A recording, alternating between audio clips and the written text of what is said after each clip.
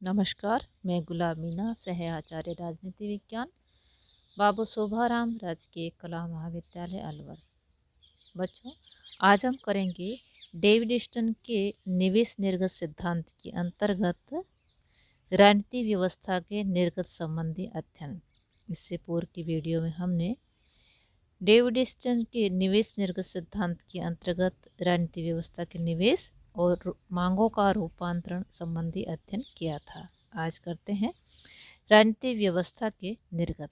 Stun की राजनीतिक व्यवस्था की व्याख्या में तीसरा महत्वपूर्ण संघटक है निर्गतों का।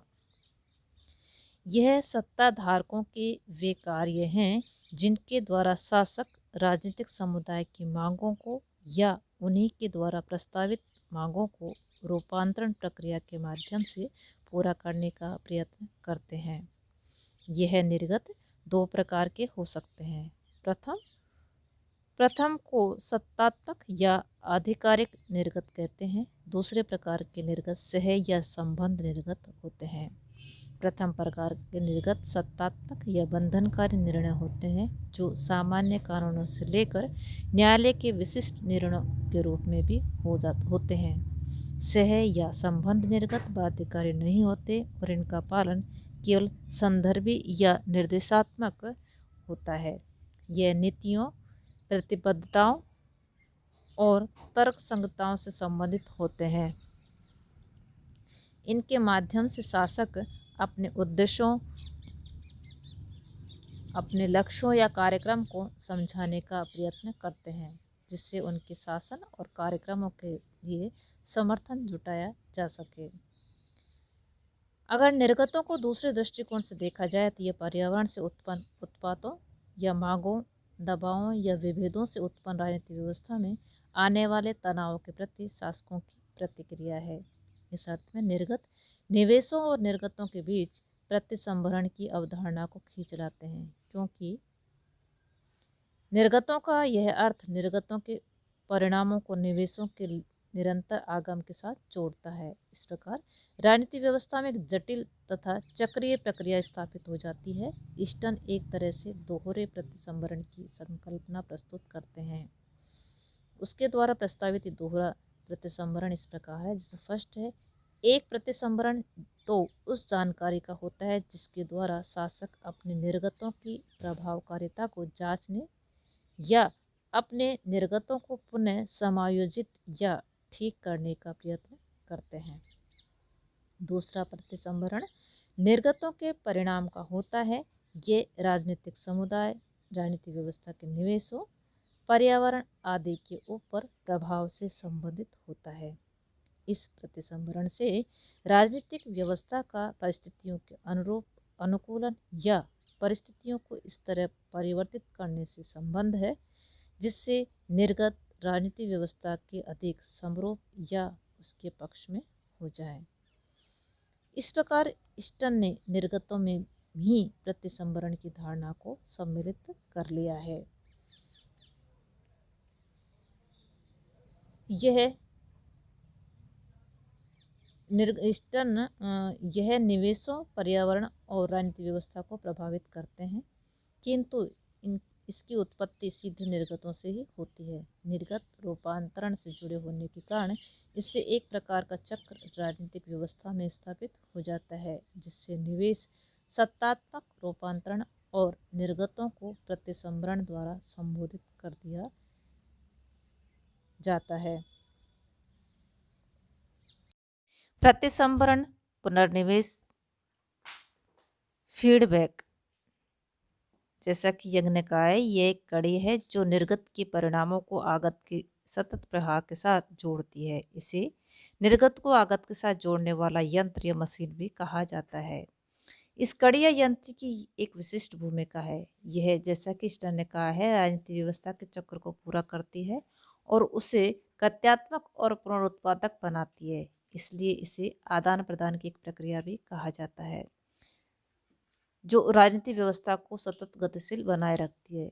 इसके माध्यम से राजनीतिक व्यवस्था को निष्पादनों के बारे में सूचनाएं प्राप्त होती हैं जो राजनीतिक व्यवस्था के बाद के व्यवहार को प्रभावित करती है। नेक्स्ट, पर्यावरण। राजनीति व्यवस्था संपूर्ण राजनीति व्यवस्था में एक अन्य उपव्यवस्थाओं, धार्मिक, आर्थिक जैसी उपव्यवस्थाओं की तरह एक उपव्यवस्था की भूमिका अदा करती है। इसके पर्यावरण से आंशिक रूप से इसकी सहयोगिनी उपव्यवस्थाओं का बोध होता है, जिन्हें आंतरिक सामाजिक पर्यावरण की संज्ञा दी गई है। आंतरिक सामाजिक पर्यावरण को देखने से ये स्पष्ट हो जाता है कि राजनीतिक व्यवस्था वातावरण, जैविक तत्व तथा समाज की पद्धतियों द्वारा प्रभावित होती है। मूल्यांकन। राजनीतिक व्यवस्था के आगत निर्गत विश्लेषण के पक्ष विपक्ष में तर्क दिए गए हैं, जिनमें प्रमुख इस प्रकार है। फर्स्ट है पक्ष संबंधी तर्क। पक्ष में फर्स्ट है, यह राजनीतिक व्यवस्था को सतत निरंतर बनाए रखने के साथ साथ उसकी परिवर्तनशीलता और गतिशीलता को बनाए रखता है। इस विश्लेषण से सभी राजनीतिक व्यवस्थाओं का तुलनात्मक अध्ययन हो सकता है। यह राजनीतिक व्यवस्था और पर्यावरण में निरंतर संबंध बनाए रखता है। यह राजनीतिक व्यवस्था को स्पष्ट एवं सुविचारित संरचनाओं एवं संकल्पनाएं प्रदान करता है। नेक्स्ट है अवगुण या कमियां, जिनमें फर्स्ट है अमूर्त या निरपेक्ष विश्लेषण। आगत निर्गत विश्लेषण में जिन शब्दों का प्रयोग किया गया है उन्हें दूसरे अनुशासनों, विशेषकर प्राकृतिक एवं पूर्ण विज्ञानों से लिया गया है। फलस्वरूप उन शब्दों के गलत अर्थ लगा लिए गए हैं अथवा उनके अर्थों को तोड़ मरोड़ दिया गया है। दूसरा, इसके लेखकों ने केवल व्यवस्था संचालन के अध्ययन पर ही बल नहीं दिया, बल्कि व्यवस्था का उल्लेख किए बिना उसके कार्यों अथवा आगत निर्गत पर ही बल दिया है। दूसरी कमी है सामूहिक जन घटनाओं के अध्ययन की उपेक्षा। इस विश्लेषण की सबसे बड़ी कमी यह है कि इसने अपने आप को राजनीतिक व्यवस्था से संबंध सदस्यों से जोड़ लिया है, जिससे जन या समूह या उससे जुड़ी घटनाओं के अध्ययन की उपेक्षा हो गई है। उदाहरणतः इसने मतदान, राजनीतिक अभिवृत्तियों के निर्माण, प्रदर्शनों, रैलियों, हड़तालों, घेराव आदि से संबंधित जन घटनाओं के अध्ययन की उपेक्षा कर दी है। नेक्स्ट है पुनर्निवेश की अवधारणा, बनावटी या अनावश्यक या जटिल अवधारणा।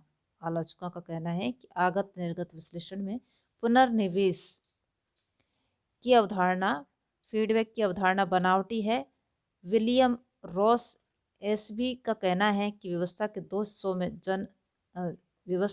हिस्सों में अंतर संबंध सहज होते हैं और उन्हें पुनर्निवेश की अवधारणा के बिना भी सरलता से समझा जा सकता है। यदि व्यवस्था के हिस्से अनेक हैं तो उनके अंतर संबंध इतने जटिल होंगे कि पुनर्निवेश उन्हें समझने में असक्षम होगी। अतः व्यवस्था के अनेक हिस्सों की स्थिति में यह पुनर्निवेश अवधारणा जटिल बन जाती है। नेक्स्ट कमी है यथास्थिति का समर्थक। इस विश्लेषण का केंद्रीय विषय संरचनात्मक कार्यात्मक विश्लेषण की भांति राजनीतिक व्यवस्था के बने रहने, उसके रूपांतरण और नियमन है। फिर भी जैसा कि ओरन आर यंग का कहना है कि यह विश्लेषण राजनीति के हास तोड़फोड़ की राजनीति व राजनीतिक व्यवस्था के विघटन जैसे विषयों की ओर ध्यान नहीं देता। यह विश्लेषण वस्तुतः आकस्मिक और विकृत परिवर्तनों की और ध्यान नहीं देता। डेविड स्टन ने स्वयं स्वीकार किया है कि राजनीति के हास और अधपतन से अधिक यह राजनीतिक व्यवस्था के आत्म पोषण से अधिक प्रभावित है।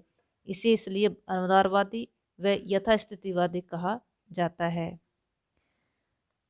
संक्षेप में कहा जा सकता है कि आगत निर्गत विश्लेषण अनुदारवादी, यथास्थितिवादी, परिवर्तन विरोधी, अनुभव निरपेक्ष और अव्यावहारिक है। यह विश्लेषण अभाव की राजनीति और वास्तविकताएं यथार्थ पर ध्यान केंद्रित करने के बजाय ये निर्धन और पिछड़े हुए देशों की राजनीति को उन प्रतिमानों में जड़ने या बैठाने की कोशिश करता है जिन्हें पूंजीवादी विश्व के विद्वानों ने तैयार किया है।